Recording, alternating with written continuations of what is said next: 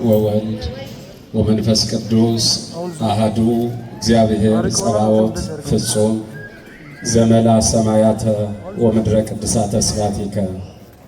ክቡር አባታችን መልአከ አርያም መንግሥቱ ዘላለም የዚህ ታላቅ ቤተ ክርስቲያን ዋና አስተዳዳሪ፣ ክቡራን ሊቃውንተ ቤተ ክርስቲያን እንደየማረጋችሁ፣ መምህራነ ወንጌል፣ አበው ካህናት፣ አኀው ዲያቆናት፣ ምእመናን ወምእመናት ሁላችሁ በልዑል እግዚአብሔር ፍጹም ሰላም እንደምን ሰነበታችሁ? እንደምን አደራችሁ? እንደምን አረፈዳችሁ? እንድናመሰግነው በተቀደሰው ስፍራ የሰበሰበን ልዑለ ባሕርይ እግዚአብሔር አምላካችን ስሙ በፍጥረታት ሁሉ አንደበት ለዘላለም የተመሰገነ ይሁን። እመቤታችን የአምላክ እናት የሁላችንም እናት ምስጋና ይድረሳት።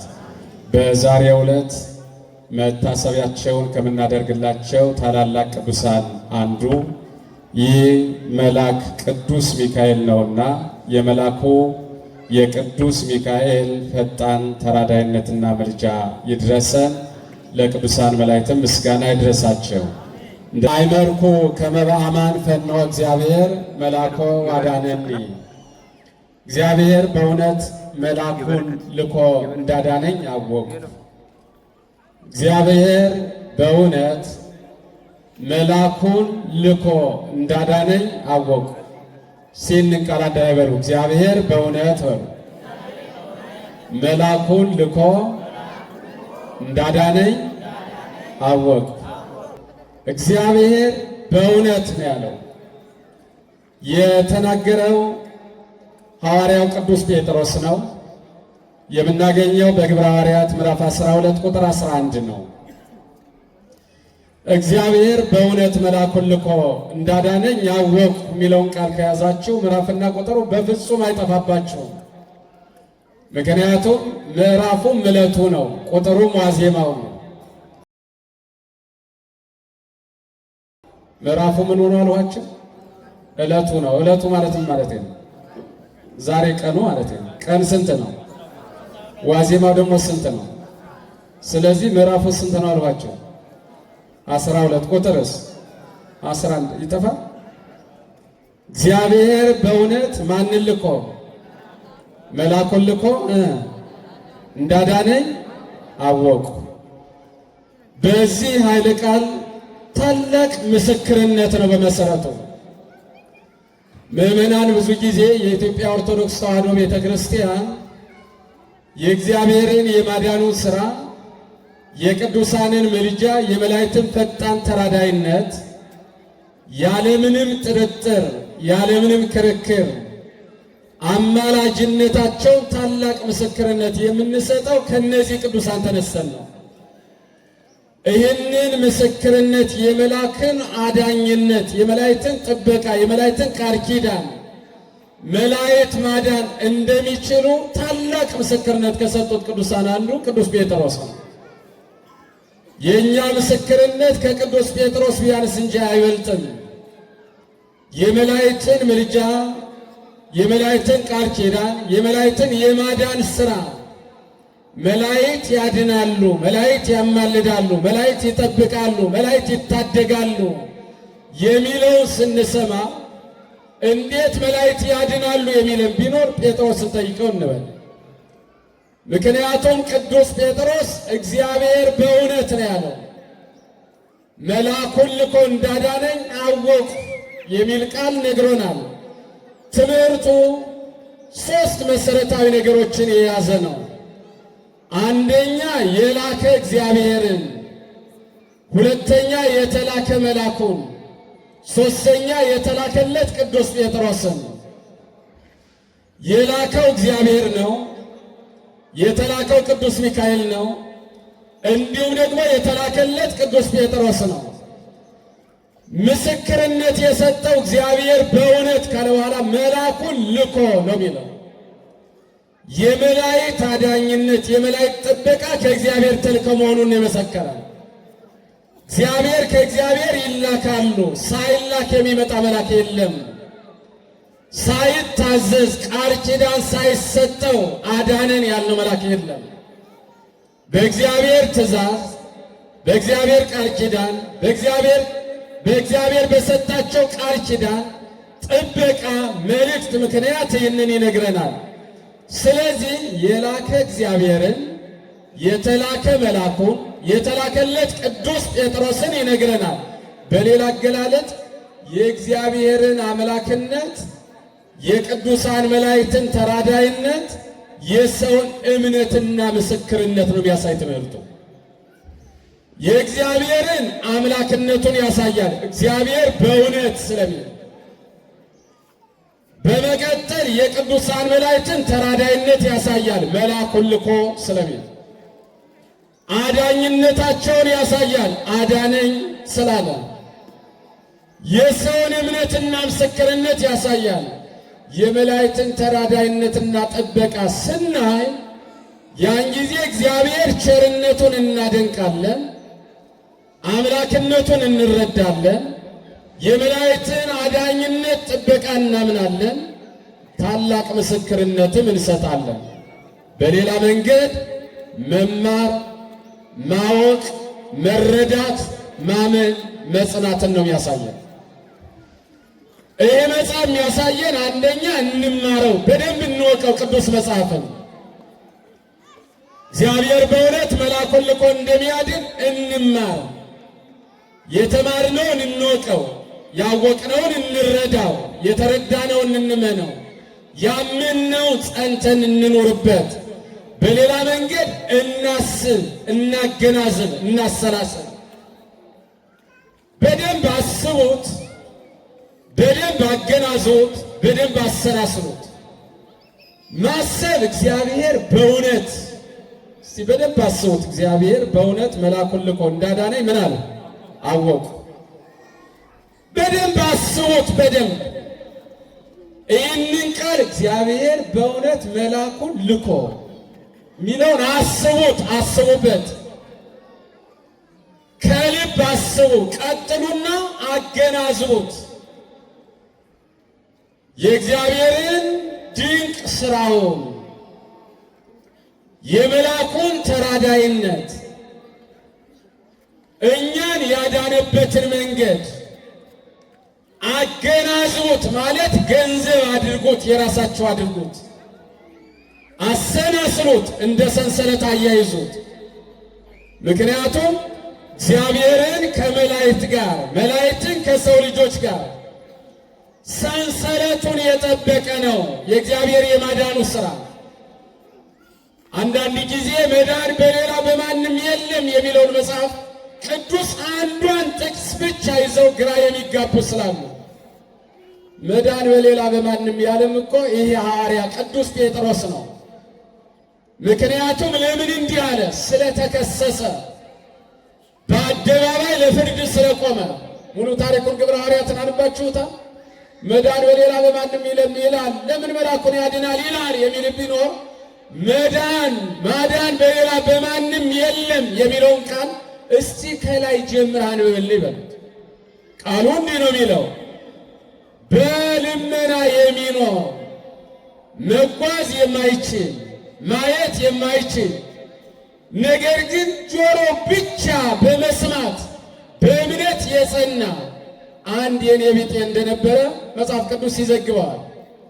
ሁልጊዜ በጸሎት በር በቤተ ምኩራቡ በር ላይ ሆኖ ሳንቲም ይለምናል። ቅዱስ ጴጥሮስ ሄደና ሲለምን ሰማው። ዮሐንስና ጴጥሮስ ወደ ጸሎት ቤት ሲገቡ ገንዘብ የለንም፣ ያለንን እንስጠህ አሉት። ገንዘብ የላቸውም፣ ቁሳዊ ገንዘብ። መንፈሳዊ ሀብት ግን አላቸው። መንፈሳዊ ጸጋ አላቸው፣ ተሰጥቷቸዋል። የማዳን የመፈወስ ሙታንን የማንሳት ለምጻም የማቅናት ጸጋ ተሰጥቷቸዋል ሐዋርያት። እና የሚቆጠር የሚሰፈር ወይም ደግሞ ቁስ የሆነ ገንዘብ የለንም፣ ያለንን እንስጠህ አሉት። እምነት አላቸው፣ ፍጹም እምነት። እሺ አለ። ተመየጥ መንገሌ ነው፣ ወደ እኛ ዙር አሉት። በሌላ መንገድ እኛን ተመልከት፣ ሁለተኛ ወደ እኛ እምነት ተመለስ እያሉትም እመን፣ ፍጹም እምነት ይኑረን። ተነስና በጌታችን በመድኃኒታችን በኢየሱስ ክርስቶስ ስም ተመላለስ አሉት።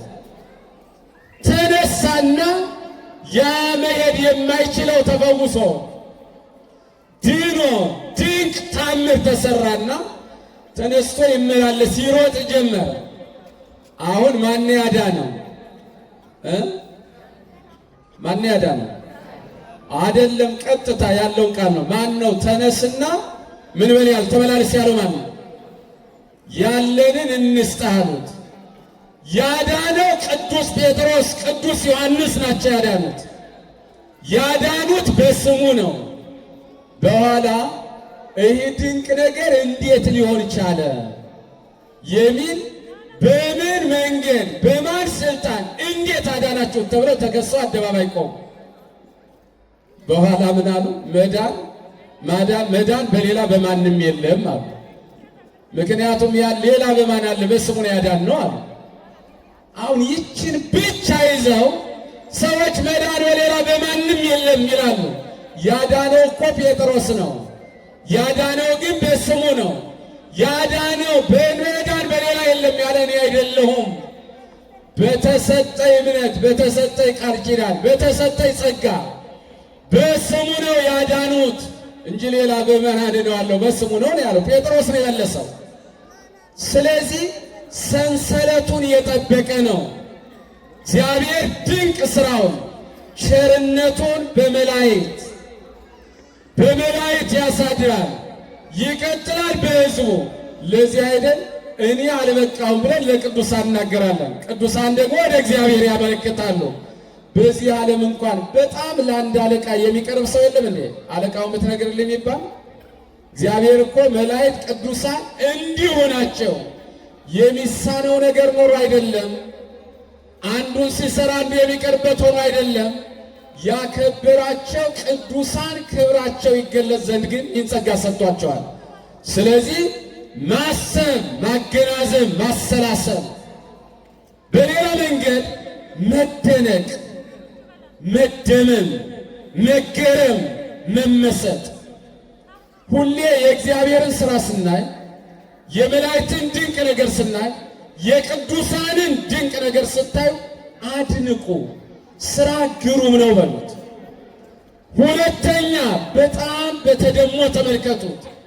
ሦስተኛ በጣም በመገረም አስተውሉት። አራተኛ በጣም በመመሰጥ አጣጥሙት። እግዚአብሔር በእውነት መልአኩን ልኮ አዳነን። በጠቅላላ ትምህርቱ የእግዚአብሔርን ማዳንና የማዳኛ መንገዶችን ማየት ነው። መልአኩን ልኮ አዳነን። ዛሬ ማን ነው ባሉ መታሰቢያው? ሚካኤል ማለት ምን ማለት ነው? ከስሙ ትርጉም እንጀምር። ምን ማለት ነው? ሚካኤል ማለት ማን እንደ እግዚአብሔር እጹብ ድንቅ ነገር ማለት ነው። አሁን ይህ መልአክ የእግዚአብሔርን ማዳን፣ የእግዚአብሔርን ቸርነት፣ የእግዚአብሔርን ሥራ የሸፈነ መልአክ ነው። ብዙ ጊዜ መላእክት የእግዚአብሔርን የማዳኑ ሥራ ሸፍነውታል፣ ቅዱሳን ሸፍነውታል ይላሉ። ግን ሸፍነውታል? ስሙ የስሙ ትርጉም ምንድነው ያሏቸው? ሚካኤል ማለት ማን እንደ ሚካኤል ነው እንዴ? ማን እንደ እግዚአብሔር ከስማቸው ነው የሚጀምረው። ማን እንደ እግዚአብሔር። ሁለተኛ እጹብ ነገር ድንቅ ነገር ማለት ነው ሚካኤል ማለት። አንደኛ ማን እንደ እግዚአብሔር፣ ማን እንደ እግዚአብሔር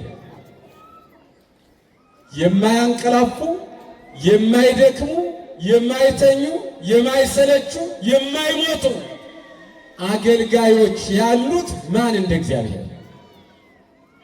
ከነፋስ የሚረቁ አገልጋዮች ያሉት ማን እንደ እግዚአብሔር። ከእሳት 7 እጅ ልዩ የሆኑ አገልጋዮች ያሉት አመስጋኞቹም እሳታውያን፣ ልብሱም እሳት፣ ፊቱም እሳት፣ መጋረጃውም እሳት፣ ሁለንተናው እሳት ለሆነው እግዚአብሔር እሳታውያን መላእክት የሚያመሰግኑት ማን እንደ እግዚአብሔር። ስለዚህ ሚካኤል ማለት ማን እንደ እግዚአብሔር ማለት ነው። በሌላ መንገድ እጹብ ነገር ድንቅ ማለት ነው። ለምንድን ነው ሚካኤልን ድንቅ የሚለው? የስሙ ትርጉም ቅድም መደነቅ ያሏቸው መገረም ያሏችሁ፣ መደመም ያሏችሁ ለምንድን ነው ድንቅ የሆነው? ድንቅ አድርጎልኛልና ነው አይደል የምንለው ብዙ ጊዜ። አዎ ድንቅ ነገር ነው። ሚካኤል ማለት ድንቅ ነገር የተባለባቸው 6 ጉዳዮች አሉ። የመጀመሪያው ስመ እግዚአብሔር ተተርጉሞበታል። ምን አልኋችሁ? የእግዚአብሔር ስም ተጽፎበታል። ብዙ ጊዜ በዓለም ያሉ ሰሌዳዎች፣ በዓለም ያሉ ቤቶች፣ በፊታችን የተደቀኑ ነገሮች ሁሉ ብዙ ነገር ተጽፎባቸዋል።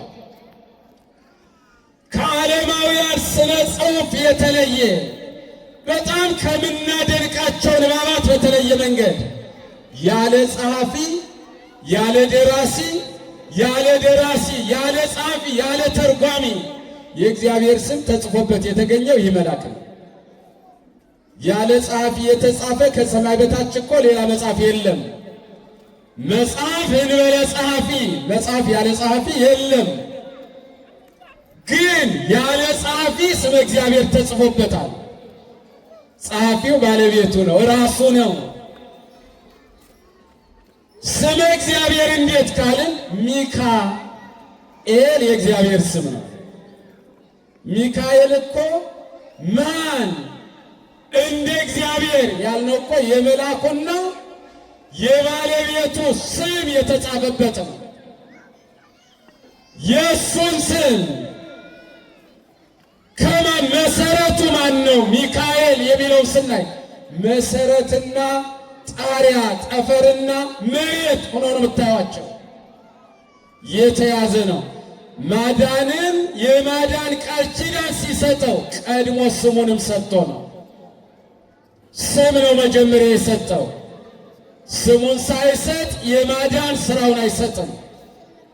ቅዱሳንን የማዳን ስራ አይሰጥ። ምዕመናን በጸሎታችን በልመናችን በፍጹም ጾማችን እንድንልን የመጀመሪያ ስም ነው የሰጠን። ኢሳይያስ ወዮሐንስ ተሰምየ በጋ ከማሁ ሰማዮሙ ለመሃይምናኒሁ አባጋ። መጀመሪያ በነቢያት በቀደምት አበው ነቢያት እውነተኛ በግ ተባለ ክርስቶስ። ልጆቼ እኔ እውነተኛ በግ አይደለሁ? አዎ እናንተም በጎቼ ናችሁ አለ። በቅዱሳን ቅዱስ ቅዱስ ቅዱስ ተብሎ ተመሰገነ። እኔ ቅዱስ እንደሆኑ እናንተ ምን ሆኑ አለ? ቅዱሳን ሆኑ አለ። ክቡር ሆኖ እንደተመሰገነ ክቡር እንዲባሉ አደረገ። ክቡር እግዚአብሔር አከበራቸው፣ ክቡራን አልናቸው። ቅዱስ እግዚአብሔር ቀደሳቸው፣ ቅዱሳን አልናቸው። ንጹሕ አባሪ እግዚአብሔር ንጹሕ እንዲሆኑ አደረጋቸው፣ ንጹሐን አልናቸው። ስለዚህ የመጀመሪያው ድንቅ የምንለው መልአኩን የእግዚአብሔር ስም ተጽፎበታል፣ ተተርጉሞበታል። ኤል ማለት ስመ እግዚአብሔር ስለሆነ። ሁለተኛ ሰይጣን ድል የሚሆንበት የብርሃን መስቀል በዚህ መልአክ ክንፍ ላይ ተስሎበታል። ያለ ሰዓሊ ነገረ መስቀሉ ተተርጉሞበታል። በመላእክት ከተማ የብርሃን መስቀል በክንፋቸው ላይ ከተሳለባቸው ቅዱሳን መላእክት አንዱ ቅዱስ ሚካኤል ነው። ነገረ መስቀሉ ተተርጉሞበታል።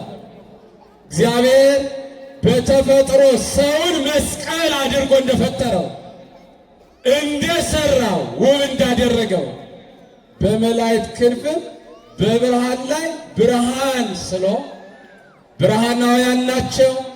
በዚያ ብርሃን ላይ ደግሞ ደማቅ ብርሃን ነገረ መስቀሉ ስሎበታል። በመሰረቱ የመስቀሉ ነገር እጹብ ነው ያለው መልአኩ ለዚህ ነው።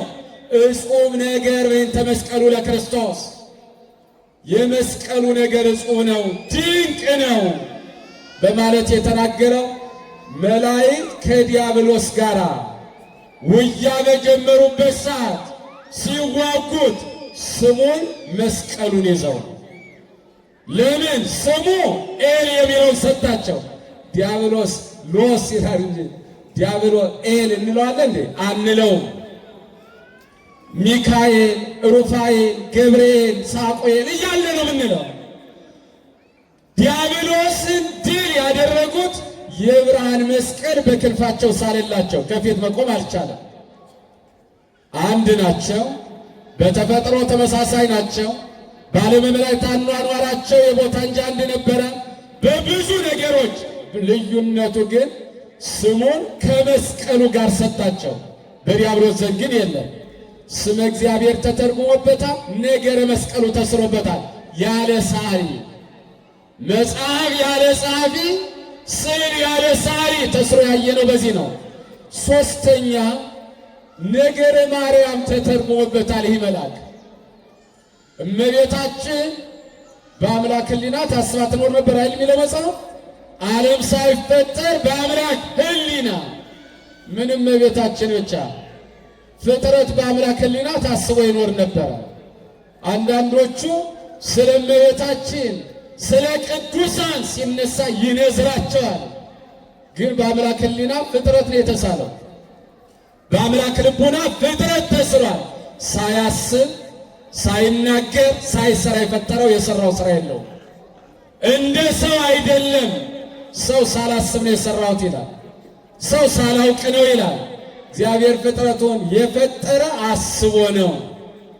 በዝምታ በመናገር በድርጊት ነው።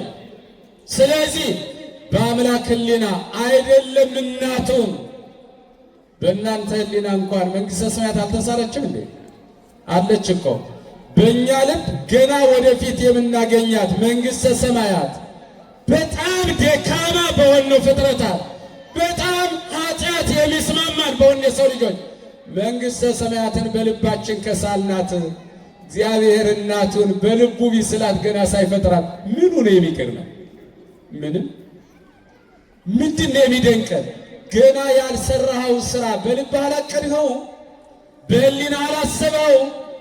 ሰው ያልሰራው ሊሰራው ያሰበውን ሊያከናውነው ያሰበውን ሊጀምረው ያሰበውን በሕሊናው ከሳለው። ኧረ ያ ብቻ አይደለም።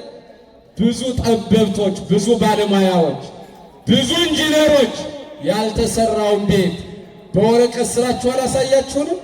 ይህን ይመስላል አያምርም እንዴ ብላችሁ መሬት ላይ እኮ አላረፈም የለም።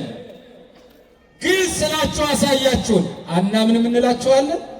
ሙያችሁ ነው፣ ጥበባችሁ ነው። ትክክለኛ እንደምትሰሩት እርግጠኞች ናቸው። ያልሰራኸውን ቤት በወረቀት አድርገህ እርግጠኛ ከሆን ያልፈጠራትን እናቱን እንደሚፈጥራት ውብ እንደሚያደርጋት በልቡናው ቢስራት ምኑ ነው ድንቅ ነገር? ስለዚህ እመቤታችንን ተስሎበታል በዚህ መልአክ። አላያችሁም እንዴ? ቅዱስ ያሬድ ሚካኤል መልአክ በክነፍ ጾራ ምንጦ ላይ ተደመና ሰወራ። ሚካኤል መልአክ በክንፉ ተሸከማት ይላል። በክንፉ ተሸከማት የሚለው እኮ እስከ መቼ ነው ሁለት ክንፋችንን ጋርደን የምናመሰግነን? ሁለት ክንፋችን በፊታችን፣ ሁለት ክንፋችን በቀኝ፣ ሁለቱን በግራ፣ ሁለቱን ወደ ላይ ወደ ታች አድርገን አንተን ማየት አንችልም ብለን እስከ መቼ ነው? እባክህ ሲሉት እኮ እመቤታችን መብርሃን ጸዳል ክንፋቸው ላይ ሳለና ከእሷ ስወለድ ነው በግልጥ ብታዩ ያለ እኮ ለዚህ ነው ያዩዋት ነበር። ስለዚህ ነገረ ማርያም ተተርጉሞባታል። እመቤታችን ነገረ ማርያምን ገና በመልአኩ ክንፍ ስሩ አሳይቶናል። በዚህ እጹብ ነገር እንለዋለን። ድንቅ ነው መልአኩ። አራተኛው እስራኤልን አዳምን ከረዱ መላእክት አንዱ ቅዱስ ሚካኤል ነው። ባዘነበት ሰዓት፣ ባለቀሰበት ሰዓት፣ በተጨነቀበት ሰዓት፣ ከአምላኩ ጋር በተጣላበት ሰዓት የተላከ ያጽናናው፣ በመመለሱም የረዳው፣ በኋላም አይዞህ ያለው ተልኮ ያጽናናው የነበረ መልአክ ቅዱስ ሚካኤል። ትናንትናም አባታችንን በሐዘኑ ሰዓት ያጽናና፣ በጭንቀቱ ሰዓት ፈጥኖ የደረሰ፣ ጸጋው ሲገፈፍ ጸጋውን ሲያጣ ያ በእንባ ሲታጠብ ፈጥኖ ከደረሰለት መልአክ ከእግዚአብሔር ተልኮ አንዱ መልአክ ነው። ሌላው በጣም የሚገርመው እስራኤልን ስታነሱ መቼም 40 ዓመት መልአኩን አንረሳውም። ድንቅነቱ 40 ዓመት በጣም የሚገርመው የ40 ዓመት መከራ ቀላል አይደለም።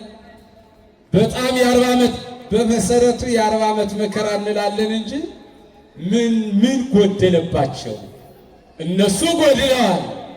እንቅፋት አይመታቸው፣ እሾህ አይወጋቸው፣ ፀሐይ አያቃጥላቸው፣ ባህር አያሰጥማቸው። 7 ሊቃነ መላእክት ታዝዞላቸዋል። 7ቱ ደመናት የሚባሉት በ7 ደመና መራቸው የሚለውን እኮ ሊቃውንቱ 7ቱ ሊቃነ መላእክት ናቸው አምሳለ ደመና ብለዋል። 7 እንቅፋት እንዳይመታቸው ግማሾቹ መላእክት ምን ይሆናሉ? የሚሄዱበትን ቦታ በጣም የሚገርም ምቹ ያደርጉላቸዋል። ወኢያዕጠሙም ዘፈቀዱ ከፈለጉት ከሹት ነገር አንድ ያጡት ነገር የለም።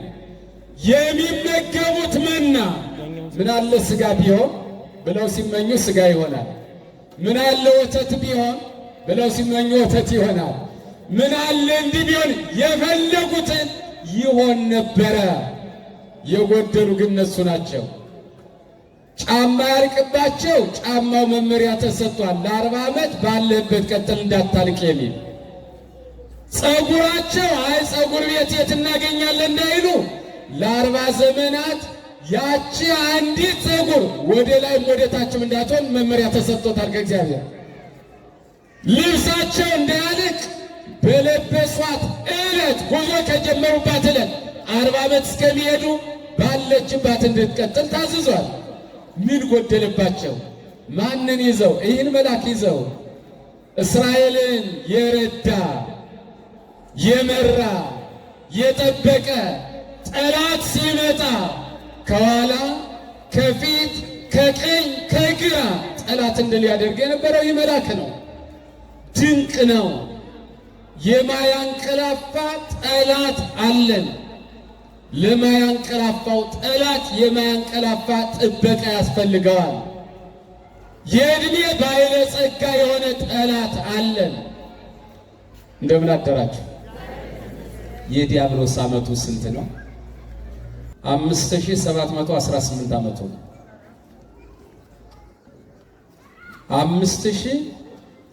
5718 ዓመቱ ነው።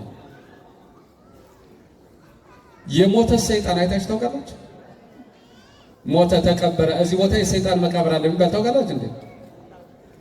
ምናልባት በሰው ላይ ያደረ መንፈስ ሰይጣን ቢኖር ጸበል ቦታ ሲገባ ሙት ነው የምንለው? ምንድን ነው የምንለው? ውጣ ነው አይደል? ከዚያ በኋላ እሄዳለሁ ነው እሱ እለቃለሁ ነው የሚለው። እሞታለሁ አይልም። ልገድል ነበር ይላል። እወጣለሁ ነው የሚለው።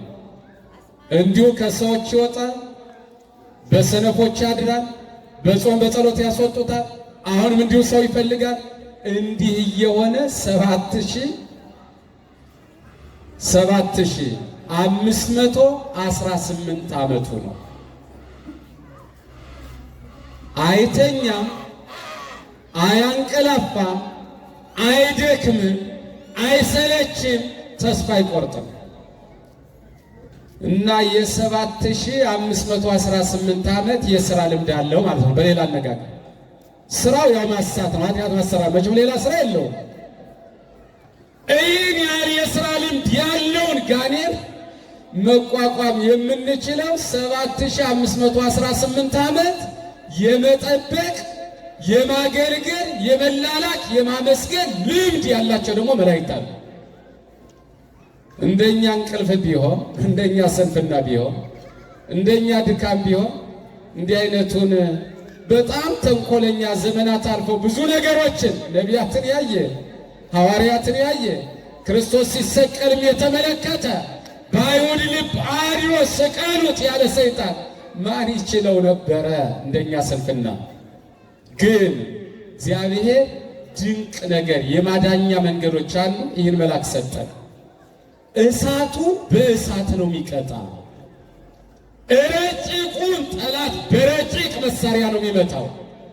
ስለዚህ ሰይጣን እንዲህ ባለው ሁኔታ ነው ያለው።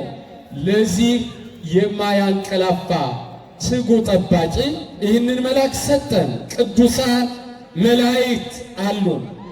የመጨረሻው እግዚአብሔር የማዳኛ መንገዱን ስንመለከት ድንቅ ነው። ሰዎችን የሚያድንበት፣ ሰዎችን የሚታደግበት፣ ሰዎችን የሚያድንበት መንገዱ እግዚአብሔር ምንድነው አሏቸው? ድንቅ ነው። ማን እንደማን አልኋቸው? ማን እንደ እግዚአብሔር። ማን እንደ እግዚአብሔር ከተባሉት ቅዱሳን አንዱ ይህ መልአክ ነው። ትምህርቴን ልጠቅልለው፣ ሰዓቴን እያየሁ። ሰዎችን የሚያድንበት ጊዜ አለው እግዚአብሔር። ይህንን መልአክ በመንገድ የሚያድንበት ጊዜ አለው። በብዙ መንገዶች የሚያድንበት ጊዜ አለው። በቤት በመንገድ በቤት የሚያድንበት ጊዜም አለው። ለእግዚአብሔር የሚያድንበት ጊዜ አለው ስንል እግዚአብሔር ዘመን ጊዜ ሰዓት አይቆጠርለትም፣ አይሰፈርለትም። ነገር ግን ስራውን በጊዜ በዘመን በቦታ ይሰራዋል። ሁሉን ነገርን ሁሉ በጊዜው ውብ አድርጎ ሰራው ስለሚል እግዚአብሔር በቃሉም ያድናል፣ በስሙም ያድናል፣ በቸርነቱም ያድናል፣ በጸበሉም ያድናል፣ በእምነቱም ያድናል፣ በቅዳሴውም ያድናል፣ በዕጣኑም ያድናል፣ በብዙ መንገድ ያድናል። ከዚህ መካከል አንዱ የማዳኛ መንገዱ ቅዱሳን መላእክት ናቸው። ለዚህ ደግሞ ምስክሮች እናንተ ሆኖ ናቸው። መጽሐፍ ቅዱሱማ ንባብ ነው፣ ትርጉሙ እናንተ ናችሁ። ያልሆነልን ነገር የለም፣ ያልተደረገልን ነገር የለም። ምዕመናን የነደደ እሳት ማጥፋት ይችልበታል፣ አይተነዋል። ውሃውን እሳቱን ውሃ ሲያደርገው፣ የእሳቱን ጉድጓድ መካነ ድርሰት ሲያደርገው ቅዱስ ገብርኤል፣ ቅዱስ ሚካኤል። ምዕመናን ያንን የማይታሰብ ባህር እንደ ግድግዳ ሲያቆም፣ ያ የማይታሰበውን መንገድ እስራኤልን እየመራ ምድረ ከነዓን ሲያደርስ አይተናል። እስቲ በሀገራችን፣ በሕዝባችን፣ በዓለማችን የሚነደውን እሳት፣ የመጣውን መከራ፣ ፈተና፣ ችግር፣ ጭንቀት ፈጥኖ የሚደርሰው መልአክ ይችልበታልና የእግዚአብሔርን ቸርነት፣ የመልአኩን ፈጣን ተራዳይነት፣ የእመቤታችን ቃል ኪዳን ይዘን እንጹም፣ እንጸልይ፣ እናስቀድስ፣ ስሙን እንጥራ፣ ንስሐ እንግባ፣ ሥጋውን እንብላ፣ ደሙን እንጠጣ። ወስብሐት ለእግዚአብሔር። ይቆየን። ሰላም አሉ።